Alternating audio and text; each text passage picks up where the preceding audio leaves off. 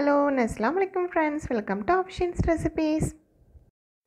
Park, beach, தியேட்டர்னு எங்கே போனாலும் டக்குன்னு நம்ம கண்ணில் படக்கூடிய ஒரு ஸ்நாக் ரெசிபி இது. நம்ம இது வீட்டிலையே ரொம்ப சூப்பராக செஞ்சிடலாம். ஸ்வீட் கார்ன் எப்படி பண்ணுறதுன்னு நம்ம இந்த வீடியோவில் பார்க்கலாம் வாங்க. நான் இன்றைக்கி ஃப்ரோசன் ஸ்வீட் கார்ன் எடுத்திருக்கேன். அது பேக் பண்ணி, அதாவது சோளத்தை உதிர்த்தே வரும்.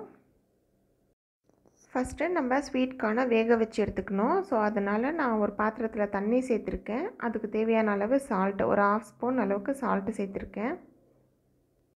இப்போ ஃப்ரோசன் கார்ன் எல்லாத்தையுமே அந்த தண்ணியில் சேர்த்துடலாம். இது கொஞ்சம் நேரம் கொதிக்க வைக்கணும். இப்போ தான் கொதிக்க ஆரம்பிக்க போகுது. நல்லா ஒரு 5 மினிட்ஸ் அளவுக்கு கொதிச்சா போதும். அது நல்லா வெந்துடும், டக்குன்னே வெந்துடும், ரொம்ப டைம் எடுக்காது. 5 மினிட்ஸ்க்கு அப்புறம் கொஞ்சமாக இந்த மாதிரி எடுத்து நம்ம செக் பண்ணி பார்த்துக்கலாம்.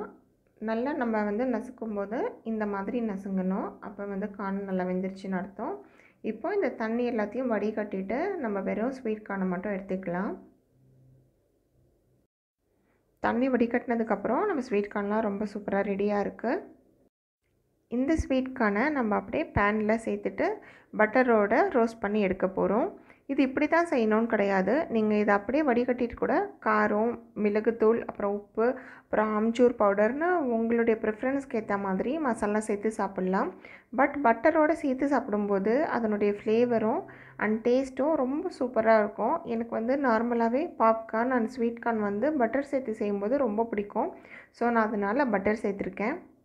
பட்டர் சேர்த்து நான் பண்ணதே இல்லைன்றவங்க ஒரு டைம் ட்ரை பண்ணி பாருங்கள், ரொம்பவே நல்லாயிருக்கும்.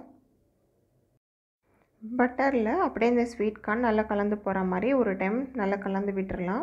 ஆல்ரெடி நம்ம இதில் உப்பு சேர்த்துருக்கோம். பட் ஆனால் இப்போயுமே கொஞ்சம் உப்பு கம்மியாக இருக்கும் நம்ம சாப்பிட்றதுக்கு. அப்போ தேவையான அளவு பார்த்து உப்பு கொஞ்சமாக சேர்த்துக்கோங்க.